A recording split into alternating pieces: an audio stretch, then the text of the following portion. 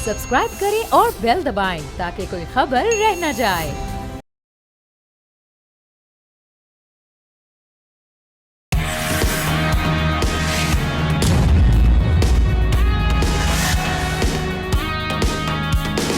अस्सलामुअलैकुम, आप देख रहे हैं न्यूज़ पंच। मैं हूं आमना खटाना।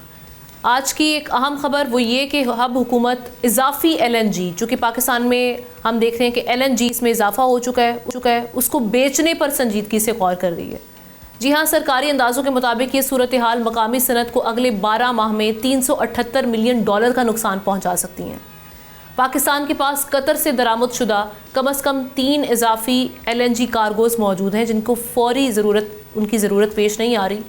लेकिन तवानाई के तहकीकी इदारे एम्बर के मुताबिक गैस से बिजली की पैदावार 3 साल से मुसलसल गिरावट का शिकार है, जबकि सोलर सिस्टम शमसी तवानाई का इस्तेमाल तेज़ी से बढ़ रहा है। OGDCL ने अपनी रिपोर्ट में बताया कि गुज़श्ता 18 माह में इजाफी इम्पोर्टेड गैस ने मकामी तलाश और पैदावार को नुमायां तौर पर मुतासर किया है। इसके लॉन्ग टर्म असरात क्या हो सकते हैं, क्योंकि जो इसके हवाले से वज़ीर साहब हैं उनकी हवाले से वो भी थे वज़ीर पेट्रोलियम के। जी, अब यहाँ पर डिमांड हम सोच रहे थे कि गर्मियों में शायद बढ़ जाएगी, लेकिन वो डिमांड अब कम हो चुकी है, सप्लाई ज़्यादा है, सर्ज पाया जा रहा है। अब इसके असरात क्या होंगे, हुकूमत का इजाफी LNG फ़रोख्त करने का फ़ैसला किस हद तक दुरुस्त है, ऑप्शंस क्या हैं और ये ज़िम्मेदारी किसकी है, इस क्राइसिस तक हम कैसे पहुँचे, इस पर बात करते हैं। हमारे साथ मौजूद हैं गेस्ट का मैं तारुफ करवा देती हूँ। एहतशामुल हक साहब सीनियर एनालिस्ट, उनके साथ साथ मोहम्मद आरिफ साहब गैस एंड एनर्जी एक्सपर्ट हैं, उन्होंने भी हमें ज्वाइन किया है। आरिफ साहब, आपको भी वेलकम कहूँगी प्रोग्राम में। आपसे मैं आगाज़ करूँगी प्रोग्राम का। सबसे पहले तो आप क्या समझते हैं कि ये सारी जो सिचुएशन पैदा कैसे पेश आ गई और हुकूमत क्या लाइल्म थी कि ये क्राइसिस आगे जाके बन सकता है? अब ऑप्शंस क्या है हमारे पास? जी, LNG के हवाले से क्योंकि लॉन्ग टर्म कॉन्ट्रैक्ट है कतर के साथ, तो इसलिए उस कॉन्ट्रैक्ट के अंदर एप्लीकेशन तो है कि हमने परचेज़ करना है। आपको याद होगा कि 6 कार्गो पहले भी डिले किए थे, लास्ट ईयर डिले करवाए थे, और इस अंडरस्टैंडिंग के साथ वही जो कार्गो हैं वो अगले 2026 में हम लेंगे। अच्छा, आज हम सिर्फ 3 कार्गो की बात कर रहे हैं कि ये 3 इजाफी हो गए हैं। असल में 3 इजाफी तो फौरी तौर पे हो गए हैं, और उसमें कॉन्ट्रैक्ट के अंदर अगर ये क्लास नहीं भी है कि किसी और डेस्टिनेशन पे हम इनको डिलीवर करवा सकते हैं, फिर भी ये बहुत आसान काम है कि नेगोशिएट करके कहीं और सप्लाई करवाए जा सकते हैं, और उनसे कतर से ये वेवर लेना कि जी हम डेस्टिनेशन चेंज करने लगे हैं, और अगर कोई इंक्रीमेंटल कास्ट आती है तो वो भी दे सकते हैं, उसमें कोई मसला नहीं है बड़ा, या इवन पोटेंशियल बायर भी वो दे सकता है। ये कोई इतना बड़ा नहीं है, बट डिपेंड करता है कि जी मैनेजर्स की सिंसियरिटी क्या है, ये कौन करेगा इसको। ठीक है, असल में हमारे यहाँ बहुत एक सिस्टम ऐसा अनफॉर्चुनेटली कोलैप्स हो गया है, मैनेजमेंट या गवर्नेंस से कोलैप्स हो गया है कि अगर कोई पहले तो वो काम करने को तैयार ही नहीं है, और अगर कोई करेगा तो बाकी सारे उसको क्वेश्चन शुरू कर देते हैं। तो इस वजह से ये अदरवाइज ये 3 कार्गो को कहीं और किसी मार्केट में बेचना ये बड़ी बात नहीं है। एक चीज़ तो ये हुई। दूसरी तरफ जो आपने बैकग्राउंड दी कि जी हमारी सप्लाई, वो शायद उसकी आपकी स्टेटमेंट में थोड़ा सा मैं करेक्ट कर दूं कि हमारी गैस की सप्लाई डिमांड से ज़्यादा हो गई है। और वो ज़्यादा क्यों हुई है उसकी, जी आप फरमा रहे थे कि सप्लाई कम हो गई है। कम नहीं, सप्लाई ज़्यादा है, और जिस वजह से पिछले 1 साल 1.5 साल में आपको याद होगा हमारी लोकल जो ऑयल गैस के फील्ड्स हैं उनको भी चोक डाउन करना पड़ा, बंद करना पड़ा, ताकि हम ये बाहर की इम्पोर्टेड LNG उसको हम अकोमोडेट कर सकें, ये कह के कि जी हमारी बाइंडिंग कॉन्ट्रैक्चुअल एप्लीकेशन है, इसलिए हमें imported LNG in any case लेनी है, जो लोकल प्रोड्यूस गैस की कीमत का ऑलमोस्ट मोर देन 100% ज़्यादा प्राइस है उसकी। अच्छा, अब ये इसका जो सोल्यूशन है, उसको जो रियल सोल्यूशन है उसकी तरफ बिल्कुल कोई तोजो नहीं हो रही। नहीं, लेकिन अगर यूजेज इतनी नहीं थी, अगर डिमांड इतनी नहीं थी, तो ये इंपोर्ट ही क्यों करवाए गए? नहीं, आपका असल में मैं उसकी बताता हूँ। अगर 1 सेकंड मुझे दें या 2 कोई सेकंड दें तो मैं एक्सप्लेन करता हूँ कि यूजेज है, हमारी बहुत बड़ी पॉपुलेशन है, इकॉनमी ग्रोइंग हो रही थी, अब इकॉनमी हमारी इसलिए स्टैग्नेंट हो गई है कि इसका गैस की प्राइस बहुत ज़्यादा बढ़ा दी गई है, अनअफोर्डेबल है। एक्सपोर्ट इंडस्ट्री के लिए भी बहुत ज़्यादा बढ़ा दी है, बल्कि अगर आपको याद होगा कैप्टिव पावर जो हमारी एक्सपोर्ट ओरिएंटेड के इंडस्ट्री के साथ लगे हुए थी, उन सबको गैस बंद ही कर दी है इररिस्पेक्टिव ऑफ द प्राइस। دوسری چیز یہ ہے کہ آپ نے پرائس کا ٹیرف گیس کا اتنا زیادہ بڑھا دیا ہے کہ ان افورڈیبل ہو گیا ہے. ایون ڈومیسٹک سیکٹر والے بھی جو اس کو اچھا ابھی ریسنٹلی جو سننے میں آ رہا ہے کہ جناب آپ وہ جو فکس منتھلی چارجز تھے وہ بھی بڑھا رہے ہیں. اب فکس منتھلی چارجز کو بھی بڑھانے کی کوئی جسٹیفیکیشن نہیں ہے, اور بڑا سمپل جو اکنامک کا ایک تھیوری ہے کہ جی اگر آپ کی پرائس بڑھے گی تو ڈیمانڈ کم ہوگی, اگر کسی بھی کموڈٹی کی آپ پرائس کم ہوتے ہیں تو ڈیمانڈ بڑھ جاتی ہے. سو یہ بڑا سمپل اکنامک فنامنا آپریٹ ہو رہا ہے اور کوئی اس میں راکٹ سائنس نہیں ہے. اور اس اکنامک فنامنا کو ایڈریس کرنے کے لیے یا اس کی ڈیمانڈ کو بڑھانے کے لیے امیڈیٹ گورنمنٹ کو اس کا جو انسینٹیو یا جو لاس ہے ایل این جی میں اگر ڈائیورٹ کریں گے آپ کو لاس ہوگا, اگر وہ لاس ہی یہاں پہ ریبیٹ دے دیں یا قیمت تھوڑی سی کم کر دیں, انڈسٹریل سیکٹر کو کم کر دیں گیس کی قیمت, تو وہ ہو جائے گا. اچھا ایک بڑے لیول پہ already regulatory framework available ہے کہ weighted average cost of gas کر دیں امپورٹڈ لوکل کی, اور سب کے لیے سارے کنزیومرز کے لیے کر دیں, پھر بھی ڈیمانڈ آپ کی بہت بہتر ہو سکتی ہے. لیکن انفارچونیٹلی بجائے ایک جو ایک ورکیبل اور ڈویبل اور سسٹینیبل سولوشنز ہیں, بجائے ان پہ کام کرنے کے لیے یہ فائر فائٹنگ پہ کام کیا جاتا ہے, جو بہت اکثر غلط ہی ڈیسیژن آ رہے ہیں. بالکل ٹھیک ہے. احتشام صاحب, یہ کیا قطر کے ساتھ نیگوسیشن کر کے, کیونکہ وزیر پیٹرولیم ان کا میں پڑھ رہی تھی اسٹیٹمنٹ اس حوالے سے, وہ کہہ رہے ہیں 1 سال کا وقت لگتا ہے, پیچیدہ اس میں کچھ قانونی معاملات بھی ہیں, کس طرح سے پھر اس کا وے آؤٹ نکالا جائے گا؟ کیونکہ یہ ابھی انہوں نے 5 سے 6 کارگوز مزید مؤخر کیے ہیں, آلدو ان کو اس میں جرمانے نہیں لگے, لیکن 2025 سے 26 تک کی ترسیل تھی, تب تک یہ پہنچنا تھا. اب کس طرح سے دیکھا جائے گا معاملے کو؟ جی آمنہ, عارف صاحب ہمارے ساتھ اکثر پروگرام میں ہوتے ہیں, ماشاءاللہ بڑے ویل ورسڈ ہیں انرجی کے معاملات کے اوپر, لیکن آج دیانتداری کی بات ہے, مجھے آج بھولے بادشاہ لگے عارف صاحب. یہ ٹھیک ہے ہم کچھ چیزیں جو ہے نا وقت سے پہلے طے ہو جاتی ہیں. مجھے یاد ہے اکتوبر 2024 میں حکومت نے کہا تھا کہ 5 کارگو جو آنے ہیں اپنے کیا کہتے ہیں قطر سے, ان کو 2025 میں آنے تھے, ہم نے مؤخر کر دیے 2026 تک, کیونکہ ہمارے پاس ایڈیشنل کوٹا بہت موجود تھا اور ہمیں ضرورت نہیں تھی. لیکن یہ کبھی نہیں ہوا, میں آپ کو بتا دوں کہ پہلے سے آپ کے پاس 3 کارگو, آپ مجھے بتائیں اتنی اسیسمنٹ کہاں غلط ہو سکتی ہے کہ جی آپ 3 کارگو آپ بلا کے رکھیں اپنے پاس, اور اس کے بعد ایک دن آپ کو پتہ چلے. آپ نے کبھی آج سے پہلے اس کے بارے میں بحث سنی ہے کہ جی ہمارے پاس فالتو پڑے ہوئے ہیں کارگو, اس کو ہمیں دینا چاہیے؟ یہ وہی بات ہے آمنہ معذرت کے ساتھ, وہی اسکینڈل کے پہلے گندم کو ایکسپورٹ کرنے کی اجازت دو, پھر امپورٹ کرنے کی اجازت دو, اس میں بیوروکریسی بھی مال کھائے اور امپورٹر بھی مال کھائے. اسی طرح چینی کے معاملے میں ہوا, چینی سرپلس ہو گیا, جی واپس کر دو, اپنا ایکسپورٹ کر دو, 4 مہینے کے بعد جناب کمی ہو گیا, اس کو امپورٹ کر لو. تو دیکھیں یہ ہمیشہ سے مجھے یاد ہے کہ یہ مسئلہ ایل این جی کے معاملے میں جو ہے نا یہ بہت زیادہ کنٹروورشل چیزیں آتی رہی ہیں. تقریباً 20 سال سے زیادہ کا عرصہ ہو گیا ہم قطر سے جب سے ایل این جی امپورٹ کر رہے ہیں. شاہد خاقان عباسی صاحب ایک عرصہ تک اس قسم کا شکار رہے, انہوں نے آج تک نہیں بتایا ہمیں کہ جو پہلا معاہدہ کیا تھا اس گیس کی پرائس کیا تھی, وہ آج تک نہیں بتا سکے تھے. لوگ سوال کر رہے تھے کہ جی آپ معاہدہ کر کے ہیں, آپ کو چھپانے کی کیا بات ہے, بتائیں آپ. یہی آج راجہ پرویز اشرف کے ساتھ ہوا, اپنا یوسف اللہ گیلانی کے ساتھ بھی ہوا. مسئلہ یہ ہے کہ بدقسمتی سے ہمارے ہیں جو پولیٹیکل لوگ ہیں وہ کنائنس کرتے ہیں بیوروکریسی سے, اور جو کنسرن لوگ ہیں ان کے ساتھ مل کے ابھی دیکھیں کہ کس طرح پیسے بنانے ہیں. تو یہ لہٰذا اس بات کو تو میں ماننے کے لیے آمدن تیار ہی نہیں ہوں, اور میں بات ماننے کے لیے تیار نہیں کہ لوکل انڈسٹری کو $450 ملین کا نقصان ہوگا. انہیں کس بات کا نقصان ہوگا بھائی؟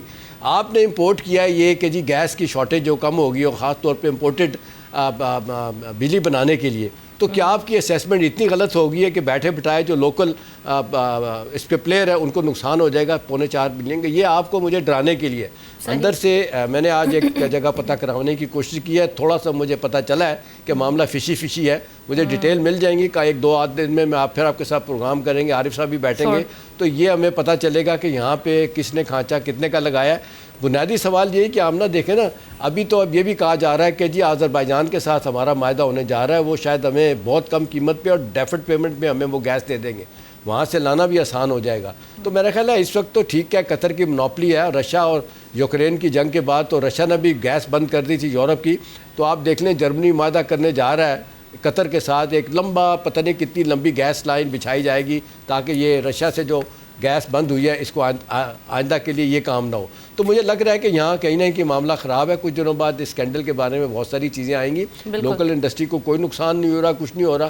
لوکل انڈسٹری کا کیا نقصان ہے؟ ابھی اگر آپ کو اسیسمنٹ کے مطابق آپ نے اگر LNG امپورٹ کیا تو آپ کو آج بیٹھے بٹھائے پتہ چل رہا ہے بھئی یا تو بجلی کی طرح ہونا بات سمجھ آتی ہے کہ سرپلس بجلی پیدا کر رہے ہیں تو لہٰذا ہمیں اب اس کو دینے کی ضرورت ہے. اب تو اب بجلی زیادہ پیدا ہو رہی ہے, کھپت اس کی کم ہے.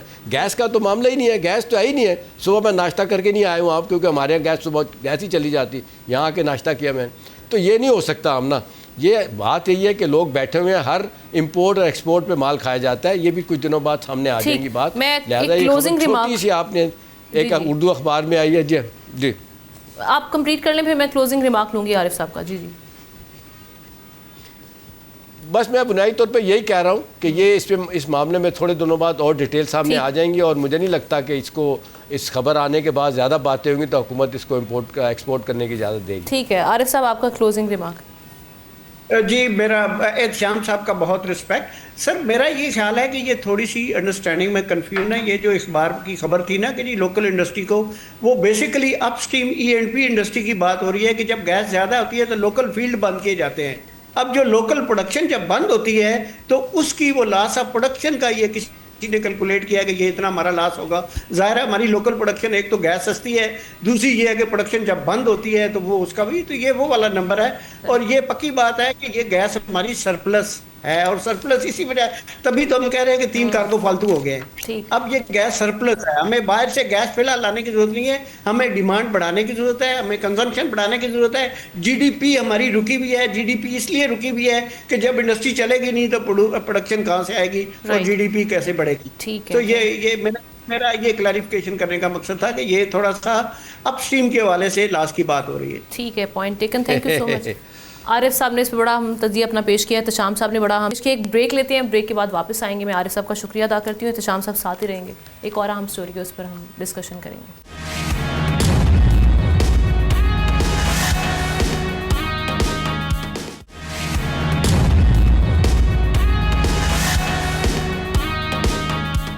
ویلکم بیک ناظرین. پاکستان کے حوالے سے بات کریں گے. پاکستان اور انڈیا میں جو اس وقت پانی کے حوالے سے معاملات چل رہے ہیں اس پہ ہم بات کریں گے. وزیر اعظم شہباز شریف نے اس حوالے سے کہا کہ بھارت کی بڑھتی آبی جارحیت کے پیش نظر پاکستان نے اپنی پانی ذخیرہ کرنے کی صلاحیت بڑھانے کا فیصلہ کیا ہے. بھارت نے اپریل میں پہلگام فالس فلیگ آپریشن کا الزام لگا کر یک طرفہ طور پر سندھ طاس معاہدہ معطل کیا تھا. ہیگ کی عالمی ثالثی عدالت نے فیصلہ دے دیا کہ بھارت کو ایسا کرنے کا کوئی اختیار حاصل نہیں ہے. یہ معاہدہ 1960 میں طے پایا تھا, جس کے تحت راوی, بیاس, ستلج بھارت, جبکہ سندھ, جہلم اور چناب یہ پاکستان کے حصے میں آئے. یہ دریا پاکستان کی مجموعی آبی ضروریات کا 80% پورا کرتے ہیں. اب بھارتی آبی جارحیت کو ناکام بنانے کے لیے حکومت نے پانی ذخیرہ کرنے کی صلاحیت بڑھانے کا فیصلہ کیا ہے, اور وزیر اعظم نے اس عزم کا اظہار کیا کہ ہم اگلے چند سالوں میں اپنے وسائل سے یہ صلاحیت پیدا کریں گے. اس حوالے سے سب سے اہم ہم دیکھ رہے ہیں کہ دیامر بھاشا ڈیم ہے جو 1998 سے مختلف وجوہات کی بنا پر تعطل کا شکار ہوا.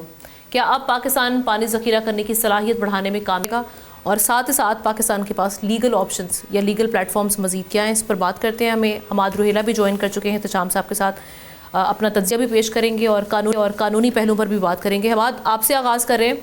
یہ ابھی پرماننٹ کورٹ آف آربیٹریشن جو PCA ہے, اس کا جو آرڈر ہے, اس کے بعد بھی اگر بھارت انڈس واٹر ٹریٹی کی خلاف ورزی کرتا ہے, وائلیشن کرتا ہے, تو آپ کیا سمجھتے ہیں کہ انڈیا کو قانونی طور پر کن مشکلات کا سامنا کرنا پڑ سکتا ہے, اور پاکستان کے پاس legal platform and options کیا کیا ہیں؟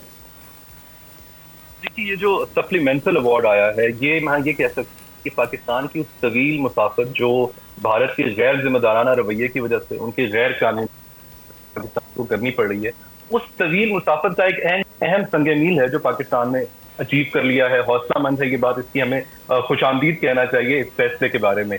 اس وقت پاکستان جو بھی لیگل اسٹریٹجی لے گا وہ آنے والے وقت کا بلو پرنٹ ہوگا ہمارے لیے, خاص طور پہ ہمارے واٹر سیکیورٹی کنسرنز کے لیے یہ ہمارا ایک کارنر سٹون کی حیثیت رکھے گا. اس سے بھی بڑھ کر مجھے یہ لگتا ہے کہ جو انٹرنیشنل کلائمیٹ کمٹمنٹس ہیں ان کو پورا کرنے کے لیے جو بھی ہماری اب اسٹریٹجی لیگل ڈپلومیٹک ہوگی وہ اس کے لیے ہیلپ کرے گی. اس لیے ہمیں اس فیصلے کو لوگوں کے پاس لے کر جانا چاہیے, کلائمیٹ فورمز کے اوپر لے کر جانا چاہیے, لیگل فورمز کے اوپر لے کر جانا چاہیے, تاکہ ان کو یاد کرائیں کہ یہ کتنی اہم تھی. جیسے آپ نے بتایا کہ 1960 میں اس کو سائن کیا گیا تھا, ورلڈ بینک کی میڈیشن کے تھرو اس کو سائن کیا گیا تھا, اور اس کو کہا جاتا ہے کہ یہ پاکستان, انڈیا اور ورلڈ بینک کی گریٹ اچیومنٹ ہے, جس کے تھرو کو 3 ویسٹرن ریورز دے دیے گئے, انڈیا کو 3 ایسٹرن ریورز دے دیے گئے. کو یہ بھی کہا جاتا ہے اس ٹریٹی کے بارے میں کہ یہ most stable water sharing treaty ہے.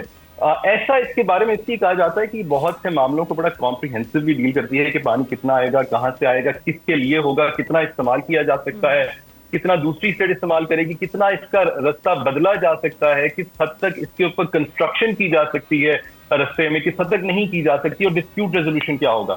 لیکن بدقسمتی سے ہمارا ہمسایہ بھارت اس کے معاملے میں کبھی بھی خوش نظر نہیں آیا. وہ اس کے بارے میں کافی باتیں پہلے بھی کرتا رہا ہے, اور پھر اس کا کانڈکٹ بھی کھل کے بہت پہلے ہمارے میں آ کے جب اس نے کشن گنگا پروجیکٹ, ریٹل پروجیکٹ کو کیا, پاکستان نے اس پر ذمہ دار ریاست کا ثبوت ہوتے ہوئے انٹرنیشنل میں اس معاملے کو ریفر کیا تھا اور بتانے کی کوشش اور سمجھانے کی کوشش کی تھی کہ ان پروجیکٹ کو اگر انہی ڈیزائن کمپلیٹ کر لیا جائے گا تو کیسے پانی کا فلو رک سکتا ہے, اور جہاں پانی کا فلو رک سکتا ہوگا وہ ٹریٹی کی وائلیشن ہے. بھارت نے اس کا سامنا نہیں کیا, بھارت نے میں کوئی جواب نہیں دیا. انہوں نے پیرالل ایک اور پروسیڈنگ سٹارٹ کر دی ورلڈ بینک کے سامنے. انہوں نے کہا کہ آپ کوئی نیوٹرل ایکسپرٹ اپوائنٹ کریں جو اس معاملے کو دیکھے. پاکستان نے مقدمے کو پریزنٹ دونوں فورمز کے اوپر کیا ہے, جبکہ اس کے برعکس بھارت انٹرنیشنل آربیٹریشن سے ہمیشہ رائے فرار اختیار کر رہا ہے. میں دیکھنا چاہوں گا, میں آپ کو بھی سمجھانا چاہوں گا, آپ کے دیکھنے والوں کے سامنے ڈسکس کرنا چاہوں گا کہ اس سلسلے میں بھارت کے لیگل پوائنٹس یا پوائنٹ آف ڈیفینسز ہیں کیا, تاکہ ہمیں ان کا بھی پتہ ہونا چاہیے کہ وہ کیا اپنے آپ کو کیسے درست سمجھتے ہیں. سب سے پہلے تو اوور آل اگر میں بات کروں تو بڑے کنفیوزنگ سے ان کے بیانات سامنے آتے ہیں. وہ کہتے ہیں کہ یہ ٹریٹی بہت آؤٹ ڈیٹڈ ہو گئی ہے, ہمارے ہاں بہت ڈیموگرافک چینجز ایسے آ چکے ہیں جس کی وجہ سے پانی کی اب ہمیں زیادہ ضرورت ہے, اور یہ ٹریٹی ان چیزوں کو اینٹیسپیٹ نہیں کرتی تھی. اگر اس چیز کو درست بھی مان لیا جائے تو اس کا طریقہ کوئی یونیلیٹرل سسپینشن یا ابینس جو انہوں نے کہا ہے, جس کو ایوارڈ میں بھی کہا گیا ہے کہ کوئی لیگل ویلیو نہیں ہے, آپ وہ نہیں کر سکتے تھے. اس کا طریقہ کہ آپ انٹرنیشنل ایکسپرٹ کے پاس جاتے, نیوٹرل ایکسپرٹ کے پاس جاتے, جیسے آپ جا چکے ہیں, کورٹ آف آربیٹریشن میں جاتے, یا اگر آپ میچورٹی کا مظاہرہ کر سکتے تو آپس میں بیٹھ کے اس کو ری نیگوشیٹ کرتے. بھارت نے ایسا نہیں کیا, بھارت اس سے بھاگتا رہا. بھارت نے آسان رستے کا استعمال کیا. اس نے سوچا کہ ٹیررزم کا ایک فالس فلیگ آپریشن کیا جائے, الزام پاکستان کے اوپر لگا دیا گیا جیسا ہم سب جانتے ہیں. اس کے بعد انہوں نے یہ بھی کہا کہ ٹریٹی کے کیونکہ گڈ ول کا ہونا دونوں ممالک میں بہت ضروری ہے, اور جہاں سے مبینہ طور پر پاکستان کراس بارڈر ٹیررزم ہو رہا ہے, لہٰذا کوئی اب گڈ ول باقی نہیں رہی, اس لیے ہم اس ٹریٹی کو امپلیمنٹ نہیں کریں گے. یہ آرگیومنٹ ان سیلف بہت مضحکہ خیز ہے. بھارت بھی اس بات کو جانتا ہے کہ اس میں کوئی وزن نہیں ہے, کیونکہ نہ تو اس نے کوئی ثبوت دیے ہیں پاکستان کی ملوث ڈائریکٹلی یا انڈائریکٹلی ہونے کے بارے میں کسی کراس بارڈر ٹیررزم میں, اور انٹرنیشنل لا کے اندر یہ پوائنٹ بڑا کلیئر ہے کہ جہاں آرمڈ کانفلکٹ ہو وہاں پر بھی ٹریٹیز کو آگے لے کر چلا جاتا ہے, ان کو ان کی آبلیگیشنز کو برقرار رکھا جاتا ہے. دوسرا مزید سمجھنے کے لیے میں ان کے فارمر اٹارنی جنرل کا انٹرویو دیکھ رہا تھا کہ تاکہ میں جی بالکل سمجھ کیا لیگل پوائنٹ ہے. اس کے ساتھ کیا لگتا ہے کہ ایسا نہیں لگ رہا تھا کہ ان کو یہاں پر بات کر رہا ہے, کیونکہ وہ ہر چیز کے جواب میں کہہ رہے تھے کہ ہم نہیں مانتے, ہم نہیں جانتے, ہم ایسا نہیں کرتے. دلچسپ صورتحال تب ہوئی جب ہوسٹ نے ان سے پوچھا کہ کیا بھارت چائنا کو ایسے ہی اسی فورم کے اوپر لے کر جا سکتا ہے, تو انہوں نے فوراً جواب دیا کہ ہماری تو چائنا کے ساتھ کوئی چیز جا سکتے. اس کا مطلب ہے کہ جہاں وہاں پر آپ اس فورم پہ جا سکتے ہیں, اس کی جورسڈکشن کو مانتے ہیں, لیکن پھر بھی اس سے آپ بھاگنے کی کوشش کر رہے ہیں. اس ٹریٹی سے بھارت نہ اس وقت ایک طرف تو اسی ڈسپیوٹ ریزولوشن کے اندر انڈیپینڈنٹ ایکسپرٹ کی اپوائنٹمنٹ کرا رہا ہے, مگر اسی ڈسپیوٹ ریزولوشن میں جہاں لکھا ہوا ہے کہ آپریشن کی جورسڈکشن ہوگی اس کو ایکسیپٹ نہیں کرا. ورلڈ کے بھی ان کے بڑے کانٹراڈکٹری بیان سامنے آئے ہیں, کہتے ہیں فیئر نہیں رہے, بھارت انٹرسٹ کو سامنے نہیں رکھا اور یہ زبردستی معاہدہ طے کرا دیا. لیکن انٹرنیشنل کورٹ آف آربیٹریشن سے بھاگنے کے لیے اسی ورلڈ بینک کو درخواست دیتے ہیں کہ کوئی انڈیپینڈنٹ ایکسپرٹ اپوائنٹ کریں جو کہ اس معاملے کو لے کے چلے. آخری بات میں بالکل کرتا چلوں جو سب سے زیادہ اہم ہے, میں نے کہا کلائمیٹ کا ایک بہت بڑا ایشو ہے. پاکستان اور بھارت پیرس ایگریمنٹ کے سگنیٹری ہیں. یہ ایسا ایگریمنٹ ہے جو گلوبل رائزنگ ٹیمپریچر کو کنٹرول کرنے کے لیے, اس میں ہر 5 سال کے بعد ایک سبمیشن کی جاتی ہیں جس میں بتایا جاتا ہے کہ کیسے اس کو کنٹرول کیا جائے گا. 2021 کے اندر پاکستان نے بتایا ہے کہ ہمارا 60% جو الیکٹریسٹی پروڈکشن ہے وہ ہائیڈرو پاور پروجیکٹ سے ہوگی, جس کا بڑا حصہ انڈس کے اوپر ڈیپینڈ کرتا ہے. اگر اس کو بھارت چینج کر دیتا ہے تو کلائمیٹ کے اوپر بہت بڑا اثر آئے گا, فلڈ کو کنٹرول نہیں کیا جا سکے گا. ٹھیک. احتشام صاحب, ابھی تو ایک تو اس پہ میں آپ سے آپ کا ٹیک لینا چاہوں گی کہ پاکستان جو اپنے واٹر ریزروائر بڑھانے کی بات کر رہا ہے, ایک تو اس پہ چیلنجز کیا ہیں. 1998 سے اگر ہم بات کریں دیاور بھاشا ڈیم پر جب نہیں بنا سکا تھا, اس بار کامیابی کے چانسز کیا ہیں, جنگی بنیادوں پر کام کرنے کی ضرورت ہے. اور دوسری چیز یہ کہ بھارت کا تو موڈ اب بھی نہیں لگ رہا, وہ کہیں نہ کہیں اپنے معاملے پر, اپنے سٹینس پر قائم ہے. انہوں نے, میں جے شنکر صاحب کا انٹرویو نیوز ویک کے ساتھ انہوں نے جو امریکی میگزین ہے اس کو دیا, اس میں بھی یہ بات کریں کہ وہ ابھی بھی ٹرمپ کی میڈیشن سے انکاری ہیں. وہ کہہ رہے ہیں کسی قسم کی جو سیز فائر تھی وہ پاکستان کی جانب سے جو ریکویسٹ کی گئی تھی بیسڈ آن دیٹ انڈیا کی جانب سے بند کی گئی تھی جنگ. کس طرح سے آپ دیکھ رہے ہیں؟ دیکھیے ہم نا ہندوستان کے ساتھ تو ہمارے انڈس واٹر ٹریٹی کو لے کے تو جو مشکلات ہیں, جو مسائل ہیں, وہ اپنی جگہ اس پہ بھی ہم بات کریں گے. لیکن جو آپ نے بات پہلی کی ہے نا, جو پرائم منسٹر نے آج ایک مدت کے بعد ان کو احساس ہوا ہے کہ جی ہمارے واٹر ریزروائرز ہونے چاہیے اپنے. بھئی 3 ڈیم بنا کے بیٹھے ہیں 75 سالوں میں. آپ منگلا, اس کے بعد تربیلا اور پھر نیلم جھیلم, اس کے بعد کوئی ڈیم نہیں بنا, چھوٹا بڑا. مجھے یاد ہے یہ 81-82 کی بات ہے آمنہ کہ 432 سائٹس وابڈا نے آئیڈینٹیفائی کر کے دی تھی. بڑی کمپریہنسو ایک اسٹڈی کی گئی تھی کہ یہاں پہ 432 سائٹس پہ 50 سے 100 میگا واٹ کے پروجیکٹ لگ سکتے ہیں. ندیاں چھوٹی چھوٹی پانی بہہ کے آ رہا ہے, ان پانی جو ضائع ہو رہا ہے اس پہ ہم اپنے ڈیم بنا سکتے ہیں. اور اس کے ساتھ ساتھ یہ بجلی کے لیے بھی ہے اور پلس ہماری زراعت کے لیے بھی جو ہے نا ہمیں بہت فائدہ ہو سکتا ہے. لیکن ہم نے توجہ نہیں دی ہر بات کو سیاست کی نظر. کالا باغ ڈیم دیکھ لیں, وہ 84-85 میں مجھے یاد ہے ورلڈ بینک نے $5 بلین دینے کا اعلان کر دیا تھا. اس کی انٹرنیشنل اور نیشنل سطح پہ ساری سٹڈیز جو آ گئی تھی کہ نوشہرہ کا وہ کہتے ہیں جو کہ ڈوب جائے گا, اس کا انہوں نے بھی بلندی کم کر دی تھی کچھ فٹ. اس کے بعد کوئی وجہ نہیں تھی, لیکن وہ سیاست کی نظر ہو گیا. مشرف صاحب کے زمانے میں بڑا بھرپور ایفرٹ کیا گیا تھا کہ جی ہماری واٹر ریزروائر بننے چاہیے, لیکن ہم نے نہیں بننے دی. اب سوال یہ ہے کہ دیا مار بادشاہ ڈیم یہ 4,500 میگا واٹ بجلی پیدا کرنی ہے اس نے. آمنہ ہی آپ دیکھتے ہیں 25-26 سال سے زیادہ کا ٹائم ہو چکا ہے. 4 سے 5 مرتبہ تو وہ کہتے ہیں کہ زمینوں کی سیٹلمنٹ پہ لوگوں نے پیسہ کھا لیا, کما کے چلے گئے. اس طرح حکومتیں بھی اور لوکل ادارے بھی پیسہ بناتے ہیں اور جو ہمارے ڈیم جو ہے نا 30% زیادہ پانی ضائع ہو رہا ہے اس کو استعمال میں نہیں لاتے.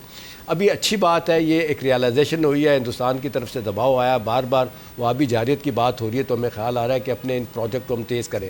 اللہ کرے تیز کریں, دباؤ آئے سارے. ہمارے پاس آپشن بھی کوئی نہیں ہے. جی آپشن بھی نہیں ہے. اور دوسری بات یہ آمنہ کہ وہ آپشن تو چلے اب نہیں ہے تو ہمیں استعمال کرنا چاہیے. اب جہاں تک انٹرنیشنل سطح پہ آمنہ یہ پہلی مرتبہ ہوا ہے. دیکھیں ہندوستان کا کلاؤڈ سفارتکاری کی سطح پہ بہت زبردست رہا ہے.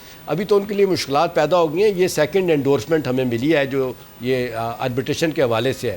آپ نے دیکھا انٹرنیشنل کورٹ آف آربیٹریشن نے ہمارے حق میں جو فیصلہ دیا ہے. اس سے پہلے ورلڈ بینک کے اجے بنگا جو ہندوستانی نژاد ہیں انہوں نے کہہ دیا تھا جی کوئی انٹرنیشنل واٹر ٹریٹی میں کوئی ایسی شک نہیں ہے جس کے تحت آپ آربیٹریلی اور جس کو کہتے ہیں یونیلیٹرلی اس کو جناب ہیڈ لمبینس کر سکتے ہیں. تو میرا خیال ہے وہ تو ان پہ دباؤ ہے زیادہ. تو اس معاملے یہ دیکھنا چاہیے کہ ابھی جلدی ایک فیصلہ آنے والا ہے کچن گنگا کے حوالے سے, اور دوسرا ریٹل ہائیڈرو پاور کے جو ہندوستان وہاں پہ بنا رہا ہے اور اس کو ہم نے چیلنج کیا ہوا ہے, اس کا بھی فیصلہ آنے والا ہے. تو بظاہر تو لوگ کہتے ہیں کہ شاید یہ فیصلہ بھی ہندوستان کے خلاف آئے, لیکن آمنہ at the end of the day لوگ تو یہی کہیں گے نا کہ جی آپ کی سیاسی سطح پر مشکلات تھیں, ہندوستان کے ساتھ معاملات ٹھیک نہیں تھے, آپ نے اپنے لوکل جو ریزروز ہیں پانی کے کیوں نہیں بنائے, واٹر جو ہے نا آپ نے اس کو استعمال کیوں نہیں کیا, کیوں پانی آپ کا ضائع ہوتا رہا.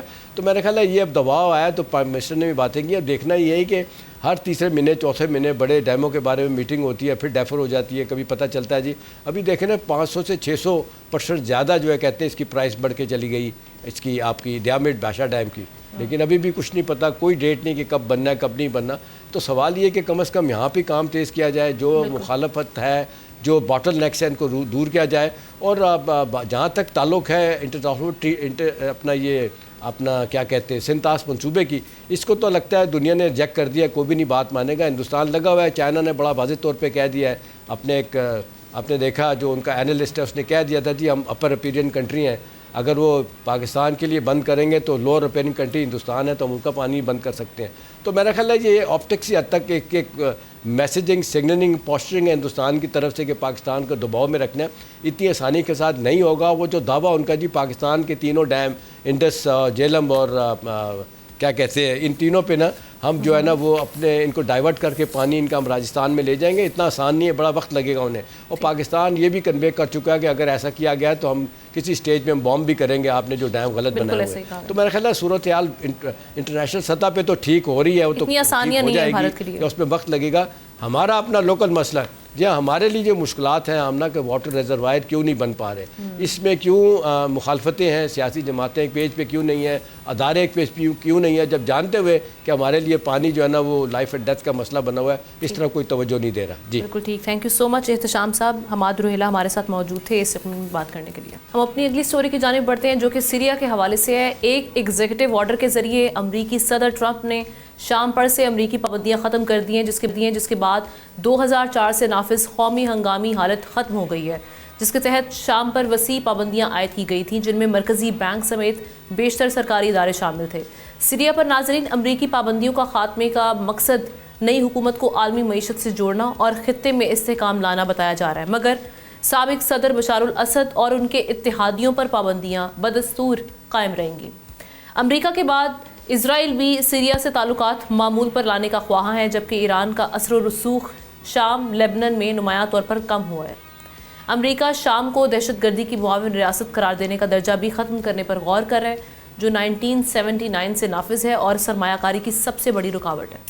امریکی پابندیوں کے خاتمے سے اب کس طرح سے حالات بنیں گے سیریا کے, اور کیا یہ ایک نئی گریٹ گیم کا آغاز ہے؟ اسی پر ہم ہمارے گیسٹ کا تعارف کرواتے ہیں. عثمان وڈائچ صاحب انٹرنیشنل ریلیشن ایکسپرٹ ہیں, ان کو پروگرام میں ویلکم کہیں گے.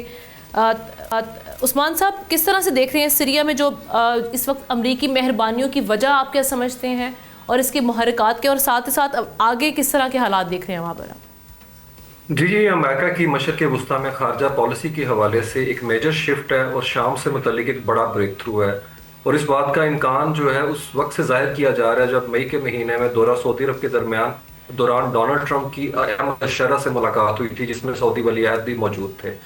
اور اس حالیہ پیش رفت کے بعد انٹرنیشنل جو فائنینشیل سسٹم ہے اس کے اندر جو شام کی آئسولیشن تھی اسے مکمل ختم کر دیا گیا, اور ان کی سب سے بڑی آئل ریفائنری نے وہاں کے اوپر جو فیول کی شپمنٹ ہے وہ سٹارٹ کر دی ہے. اس کو دیکھنے کا جو بڑا تناظر ہے وہ ابراہیم اکارڈ ہے, جو 2020 میں ڈونلڈ ٹرمپ کی فارن پالیسی کے حوالے سے ایک فلیگ شپ منصوبہ تھا, جس کی ابھی سے کوششیں جو ہے وہ تیز کر دی گئی ہیں. اور شام اور لیبنان جو ہے اس کے حوالے سے انٹرنیشنل پریس جو ہے وہ کلیم کر رہا ہے کہ حالیہ دنوں کے اندر شام تو ضرور شامل ہوگا اسرائیل کے ساتھ نیگوسیشن کے اندر, اس کو ریکگنائز کرنے کے حوالے سے, سفارتی تعلقات شروع کرنے کے حوالے سے, کیونکہ there is no free lunch in the world. جس طریقے سے ڈونلڈ ٹرمپ وہاں کے اوپر شام کو پابندیوں کا رجیم ہٹا رہے ہیں وہاں سے, اور جس طرح سے خود ڈونلڈ ٹرمپ نے سیزر ایکٹ لگایا تھا 2019 میں اور ان کے انٹیلیجنس کے اداروں کے ساتھ تعاون اور کاروبار کرنے والوں کو ٹارگٹ کیا تھا, اور جس طریقے سے ہم دیکھتے ہیں گزشتہ ایک ہفتے کے دوران ڈونلڈ ٹرمپ نیتن یاہو کو فورس کر رہے ہیں آپ جنگ بند کریں, اور اس کے بدلے میں دیکھ رہا ہوں کہ شام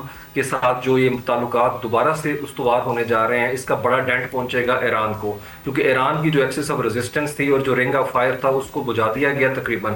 اور ڈونلڈ ٹرمپ چاہتے ہیں کہ خطے میں ڈپلومیٹک ایفرٹس جو ہیں اس کے تھرو اسرائیل کا وہاں پہ جو نیریٹو ہے اس کو پینیٹریٹ کرایا جائے. تو نو ڈاؤٹ شام جو ہے اس کے اندر بھی ایک انڈرسٹینڈنگ پائی جاتی ہے. احمد الشرع اور وہاں کی جتنی بھی پولیٹیکل فورسز ہیں وہ چاہتی ہیں کہ اوپننس کی پالیسی ہو ٹورڈز اسرائیل, لیکن دیکھنا یہ ہے کہ گولان ہائٹس جس پہ 1981 میں قبضہ کیا ہے اسرائیل نے, اس کے ہوتے ہوئے کیا شام اس نوعیت کے تعلقات استوار کرنے پر رضامند ہو جائے گا؟ جو گولان ہائٹس کے حوالے سے بھی آپ نے ذکر بھی کیا, 1968 سے اس پر یہ قابض ہیں اسرائیلی, اور ابھی بھی ان کا جو ریسنٹ میں اسٹیٹمنٹ دیکھ رہی ہوں وہ یہی ہے کہ ہم گولان ہائٹس پر کوئی کمپرومائز نہیں کریں گے, یہ ہمارے زیر قبضہ ہی رہے گی. اب یو این بھی اس کو تسلیم نہیں کرتا, وہ ابھی تک اس کو مقبوضہ علاقہ قرار دیتا ہے. تو یہ گولان ہائٹس کی بیسکلی اتنی اہمیت کیوں ہے اسرائیل کی نظر میں, اس سے وہ کیا اچیو کریں گے؟ جی یہ بڑا اسٹریٹجک جو ہے آپ کہہ لیں ایک طرح سے لینڈ ہے جس کو کسی صورت میں افورڈ نہیں کر سکتے اسرائیلی اگنور کرنا, اور اسی لیے وہاں پہ انہوں نے ایلیگل سیٹلمنٹس کر دی ہیں شروع, اور کافی دیر سے وہ کر رہے تھے, نو ڈاؤٹ تقریباً 50 سال کا پیچ ہو گیا اس حوالے سے. اور دوسری طرف ہم دیکھتے ہیں جو ڈونلڈ ٹرمپ ہے انہوں نے 2020 کے اندر اسے لیگل جو ہے ٹیریٹری قرار دیا تھا اسرائیل کی ہے, لیکن احمد شرع جو ہے وہ کہتے آ رہے ہیں کہ کسی بھی نیگوسیشن کے اندر ہم گولان ہائٹس کو اگنور نہیں کر سکتے کیونکہ یہ سرحدی تنازع ہے, اور اگر اس کو چھوڑ دیتے ہیں تو ان کی اپنی سوورینٹی کا بڑا بریچ ہے, اور سیکیورٹی کے حوالے سے گولان ہائٹس کی بڑی امپورٹنس ہے. اور جبکہ حالیہ ہم نے ایران تنازع کے اندر دیکھا گولان ہائٹس سے بہت زیادہ لوگ پکڑے گئے ہیں, اور وہ اسرائیلی تھے وہاں پہ جو کہ ایران کو وہاں سے تصویریں بھیج رہے تھے اور ایران کے جو انٹیلیجنس کے ادارے ہیں ان کے لیے کام کر رہے تھے. لیکن جو حالیہ صورتحال ہے اس میں مجھے لگتا ہے کہ کمپرومائزنگ سچویشن ہوگی شام کے لیے بڑا مشکل ہے نیگوشیٹ. اور اس کی وجہ آپ شام کی جو بھی ہم موجودہ سیٹ اپ دیکھ رہے ہیں وہ سمجھتے ہیں آپ؟ جی ڈیفینیٹلی میرے خیال میں ان کے پاس اتنا لیوریج نہیں ہے, اور محمد بن سلمان جو ہیں ان کا بڑا مائلیج ہے اس وقت احمد شرح کی گورنمنٹ پہ, جو کہ آف کورس انٹرم گورنمنٹ ہے, اسے اتنی لیجیٹمیسی حاصل نہیں. اور جس طرح سے شام ریہیبلیٹیشن اپنی کرنا چاہتا ہے, 13 سال کی خانہ جنگی کے اندر مکمل وہاں پہ انفراسٹرکچر ڈیسیمیٹ ہو چکا ہوا ہے. دوسرا 50 سال کی پابندیوں کے نیچے وہ رہے ہیں. تو میرے خیال میں اگر وہ ریکنسٹرکشن کرنا چاہتے ہیں, ریہیبلیٹیشن چاہتے ہیں, اور جس طریقے سے وہاں پہ رشیا کے سٹیکس ہیں 2022 میں BRI پروجیکٹ کا وہ پارٹ بن گئے ہوئے ہیں, تو مجھے لگتا ہے دوبارہ سے انہیں اٹھنے کے لیے, کھڑا ہونے کے لیے اپنے پاؤں پہ کافی سنگین جو ہیں وہ کمپرومائزنگ کرنے پڑیں گے. اس کا حالیہ ہم نے دیکھا حالات پچھلے 1 مہینے میں, جس طرح سے اسرائیلی بمبارڈمنٹ ہے, ان کے بھی اسکائز پہ مکمل قبضہ ہے. تمام ان کا ملٹری ہارڈ ویئر جو ہے امپورٹنٹ نیچر کا, وہ سارا تباہ کر دیا گیا اسرائیل کی طرف سے, اور اسرائیل کسی صورت میں اس سے پیچھے ہٹنے کو تیار نہیں. تو میرے خیال میں ایک انڈرسٹینڈنگ پائی جاتی ہے کہ اس وقت ان حالات میں جو گنجائش نکل سکتی ہے وہ احمد شرح اور وہاں کی پولیٹیکل فورسز چاہتی ہیں انہیں ملے. اور دوسرا ٹرکی یہاں پہ بڑا ریلیونٹ ہے. ٹرکی بھی وہاں پہ پریشرائز کر رہے ہیں احمد شرح کو کہ آپ پلیز دوبارہ سے نارملائزیشن کی طرف آئیں. تو میرے خیال میں ایران یہاں کے اوپر جو ہے وہ لوزنگ اینڈ کے اوپر کھڑا ہوا ہے. اسرائیل جو ہے مائلیج لے گا یہاں سے, اور سعودی عربیہ ابراہیم اکارڈ کے اندر ایک ہی کنٹری ہے, اگر وہ شامل ہو جاتا ہے تو باقی 5-6 کنٹری کیو میں لگے ہوئے ہیں, اور وہ ہے سعودی عربیہ. تو سعودی عربیہ کے لیے یہاں پہ میرے خیال میں رستہ ہموار کیا جا رہا ہے, اور لیبنن کے اندر بھی انڈرسٹینڈنگ پائی جاتی ہے. آپ کو یہ ابراہیم اکارڈ میں کب تک شامل ہوتے ہوئے دکھائی دے رہا ہے؟ کیونکہ ابھی ہم نے دیکھا تھا US پریزیڈنٹ کا ٹور بھی تھا, کنونس کرنے کی کوشش کی گئی سعودیز کو, تو آپ کب تک دیکھ رہے ہیں؟ جی سعودی عرب میرے خیال میں اتنا ارلی تو بہت مشکل ہے, کیونکہ سعودی عرب کا کویسچن وہی ہے کہ جب تک پیلسٹائن کوئی اسٹیٹ ہوڈ کو تسلیم نہیں کیا جاتا, 2 اسٹیٹ سولوشن کی طرف سنجیدہ کریڈیبل اتھینٹک کوشش نہیں کی جاتی, بڑا مشکل ہے. اس کے علاوہ سعودی عربیہ جو گارنٹی مانگ رہا ہے, سعودی عرب سب سے بڑی گارنٹی مانگ رہا ہے سیول نیوکلیئر ٹیکنالوجی اور یورینیم انریچمنٹ کی, اور دوسری طرف وہ چاہ رہا ہے کہ جس طریقے سے کوالٹیٹیو ملٹری ایج آپ نے خطے میں دیا ہوا اسرائیل کو, ہمیں بھی ایکویلٹی کی گراؤنڈ کے اوپر وہی ویپن ٹیکنالوجی پرووائڈ کی جائے. اور تیسرا وہ اپنی سیکیورٹی کی گارنٹی مانگتے ہیں, جبکہ امریکہ نے 1945 سیکنڈ ورلڈ وار سے لے کے اب تک صرف نیٹو کنٹریز کو جو ہے اس فریم ورک کے تحت سیکیورٹی کی گارنٹی دی ہے. تو میرے خیال میں بڑی مشکل آپشنز ہیں ٹیبل کے اوپر, لیکن ڈونلڈ ٹرمپ چاہیں گے کہ ہر صورت کے اندر سعودی عرب کو اس کا پارٹ بنایا جائے. لیکن جو 20 سے ہم نے قتل عام دیکھا ہے, میرے خیال میں جلدی تو یہ ناممکن نہیں, لیکن ایز فار ایز شام از کنسرنڈ تو سیریا جو ہے وہ ضرور ان قریب اس کو مجھے لگتا ہے سائن کرنے جائے گا ڈیل کو. بالکل ٹھیک ہے, تھینک یو سو مچ. عثمان وڈائچ صاحب ہمارے تھے, اس پہ بڑا اہم تجزیہ انہوں نے پیش کیا. ایک بریک لیتے ہیں, بریک کے بعد واپس آئیں گے, دیگر اہم سٹوریز ان پر ہم ڈسکس کریں گے.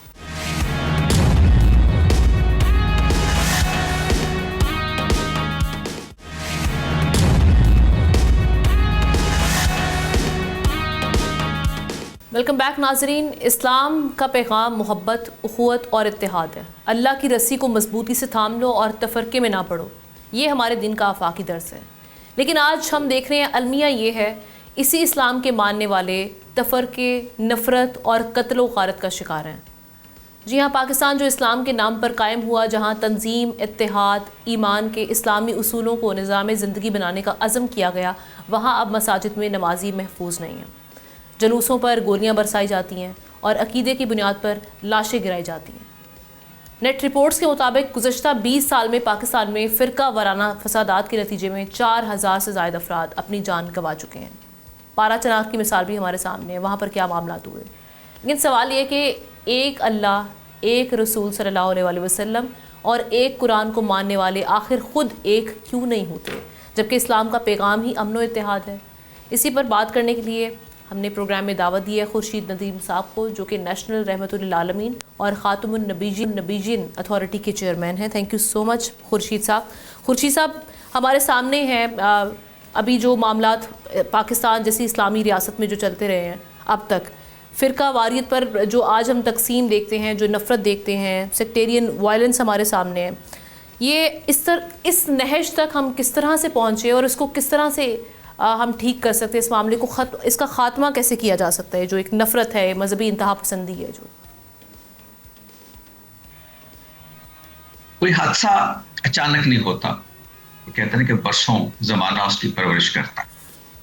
पिछले 30-40 साल हम पर ऐसे गुजरे जब पाकिस्तान में हमने इंतहा पसंदाना मजहबी रुझानात को बढ़ते हुए फरोग पाते हुए देखा, और उसके नतीजे में कभी सेक्टेरियनिज्म के हवाले से, कभी जिहाद के नाम पर यहाँ इंतहा पसंदाना रुझानात सामने आए और मुसलमानों के गले काटने लगे। एक बड़ा अलमनाक मामला है जो बदकिस्मती से इससे पहले हमारे यहाँ नहीं था।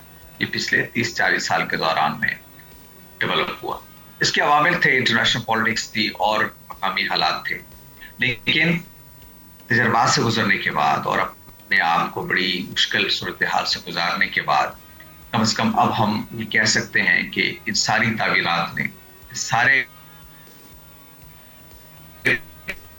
एनवायरनमेंट ने जिससे हम गुजरे, हमसे दूर हुए, हम एक दूसरे की गर्दनें काटने लगे, और वो जो इस्लाम जिसकी तरफ आपने इशारा किया, लोगों को वहदत का तरस देता, पूरी इंसानियत को इकट्ठा करना चाहता, उनको भी जो इस्लाम को नहीं मानने वाले। अल्लाह ताला ने तो हमें बताया था कि वलक़द करमना बनी आदम, मैंने इंसान को करम वाला बनाया है, फजीलत वाला बनाया है, लेकिन हम मुसलमान होते हुए भी एक दूसरे से दूर होने लगे। तो उसकी वजह बड़ी ये रही कि हमारे दरमियान जो मजहबी नुक्ता नज़र से जो मरकज़ इबादत होना चाहिए वो हम उनसे करते चले गए, और वो मरकज़ इबादत नबी सल्लल्लाहु अलैहि वसल्लम की ज़ात वाला सिफात, उम्मत पैगंबर से बनती। अगर उम्मत पैगंबर के अलावा कोई और मरकज़ देखेगी, उसकी तरफ जाएगी, तो फिर इंतशार लाज़मन उसका एक नतीजा निकलेगा। तो हम ये समझते हैं कौमी रहमत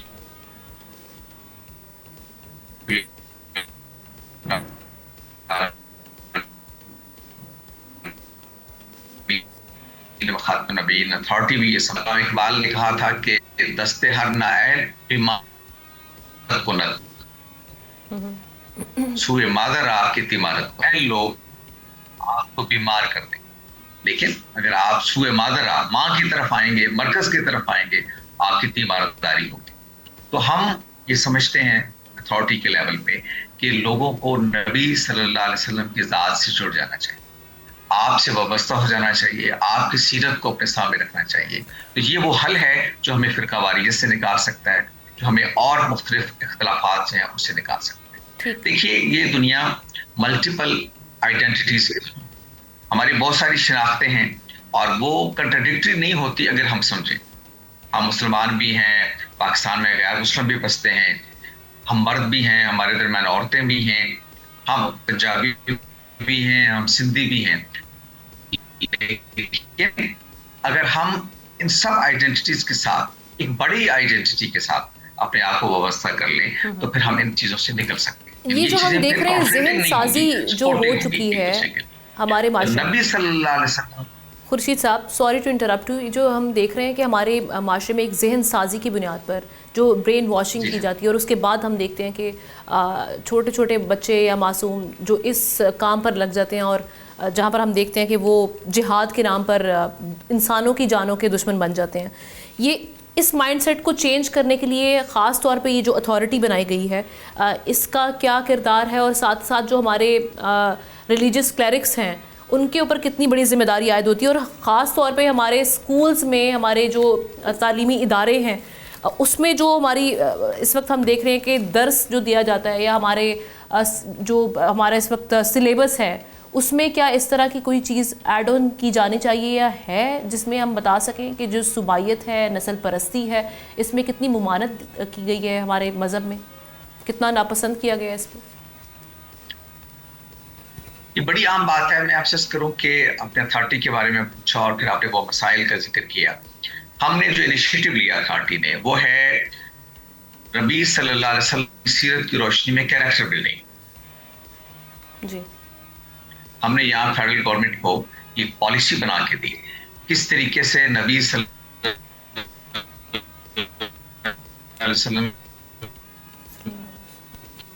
की सीरत की रोशनी में की कैरेक्टर बिल्डिंग की जाए। मौलवी ने खुद फरमाया था कि मैं मकारम में इखलाक की तकमील के लिए आया, इखलाक को अपने आला दर्जे पे ले जाने के लिए आया। तो अगर हम उनकी सीरत को अपनाएंगे तो हम अपने इख्तिलाफात को भी कम कर सकते हैं, एक दूसरे के करीब भी आ सकते हैं। इस ज़िम्न में हमने यहाँ कैरेक्टर बिल्डिंग एजुकेशन के लिए स्ट्रेटेजी तक फेडरल कैपिटल एरिया के हद तक गवर्नमेंट ऑफ पाकिस्तान ने उसको इम्प्लीमेंट भी कर रही है। ये तालीमी इदारों की इन्वायरमेंट को, नई नस्ल के कैरेक्टर को नबी सल्लल्लाहु अलैहि वसल्लम की सीरत की रोशनी में ढालने की कोशिश है। और कौमी रहमतुल्लिल आलमीन व खातिम नबीयीन अथॉरिटी असल में इसलिए बनी थी कि नबी सल्लल्लाहु अलैहि वसल्लम की सीरत पर तहकीक की जाए और उस रिसर्च को अप्लाइड फॉर्म में सामने लाकर हम इंडिविजुअली और इंस्टीट्यूशनल कैरेक्टर मिलने की कोशिश करें। ये हमने काम बलूचिस्तान में भी किया है कि नौजवानों के अंदर रहमतुल्लाह अलैहि यूथ क्लब्स बनाए हैं ताकि वो सीरत को समझें और सीरत की रोशनी में अपने आप को ढालें। ये बलूचिस्तान में भी हो रहा है, ये पंजाब में भी हो रहा है, ये केपी में भी हो रहा है, मुल्क के बाकी हिस्सों में भी हो रहा है। तो हम ये जो अथॉरिटी काम कर रही है वो ये है कि अगर हम लोगों की नई नस्ल की किरदार साजी नबी सल्लल्लाहु अलैहि वसल्लम की सूरत की रोशनी में करें तो वो सारे प्रॉब्लम्स जिसकी तरफ आपने इशारा किया उसको हम कम कर सकते हैं। और ये जो जी फर्काबाजी है, सुमाइयत है, सब खत्म हो सकता है। Thank you so much Khurshid Nadeem साहब, आपका इस हवाले से टेक आया। हम आपका शुक्रिया अदा करेंगे, बड़ी ही अहम इस हवाले से गुफ्तगू, क्योंकि हम ये देख रहे हैं कि इस वक्त पाकिस्तान में ये बहुत सारे मामलात हैं जिनमें हम देख रहे हैं कि जब आप उसकी रूट कॉज तक पहुंचते हैं तो उसमें कहीं ना कहीं हम सब बटे हुए पोलराइजेशन जो हम देख रहे हैं उसका शिकार हो चुकी है नेशन, और उसको बदलने के लिए अगेन हमें अपने दीन की जो तालीमात हैं उन पर अमल करना बेहद ज़रूरी है। और प्रोग्राम के आखिर में हम बात करेंगे न्यूयॉर्क के मेयर एक मुसलमान होगा। ये बात अमेरिका में बहुत से लोगों को हज़म नहीं हो रही। सोशल मीडिया पर एक घुमसान की जंग छिड़ी हुई है और अब इसकी वजह बनी है हाथों से चावल खाते ज़ोहरान ममदानी की तस्वीर, जिसे लेकर आम आदमी से लेकर अमरीकी सदर डोनाल्ड ट्रंप ज़ोहरान ममदानी पर तबसरे कर रहे हैं। टेक्सास के रुकन कांग्रेस ब्रेंडन गिल ने इस तस्वीर पर ज़ोहरान को तीसरी दुनिया यानी थर्ड वर्ल्ड में वापस चले जाओ जैसे नफरत अंगेज कमेंट्स भी दिए हैं। जवाब में एक सारिफ ने कहा कि ब्रेंडन ये ताना अपने इंडियन सुसर को भी देंगे जो हाथ से खाते हैं। अमरीकी सदर ट्रंप ने भी ममदानी को शदीद तनकीद का निशाना बनाया, यहाँ तक कि उन्हें पागल भी करार दे दिया है। लेकिन दूसरी तरफ हैरानकुन तौर पर शदीद तनकीद के बावजूद ज़ोहरान की मकबूलियत इस वक्त हम देख रहे हैं कि हैरत अंगेज़ तौर पर दिन ब दिन बढ़ रही है। ज़ोहरान ममदानी अब बाज़ाब्ता तौर पर न्यूयॉर्क सिटी के मेयर के लिए डेमोक्रेटिक पार्टी के उम्मीदवार नामजद हो गए हैं। ममदानी ने अपने करीबी हरीफ साबिक गवर्नर एंड्रयू कोमो को नुमाया फ़र्क से शिकस्त दी है। तीसरे मरहले की गिनती में ममदानी ने 56% जबकि कोमो ने 44% वोट हासिल किए हैं। न्यूयॉर्क मेयर के इंतखाबात नवंबर में होने हैं। अगर ममदानी इसमें जीत गए तो अमेरिका में एक नई तारीख रकम होगी और ज़ोहरान ममदानी न्यूयॉर्क के पहले मुस्लिम मेयर होंगे। उनको हम गुड लक कहेंगे और इसी के साथ हमारे प्रोग्राम का वक्त ख़त्म हो जाता है। आपसे इंशाल्लाह हम कल मुलाकात करेंगे। अल्लाह हाफ़िज़।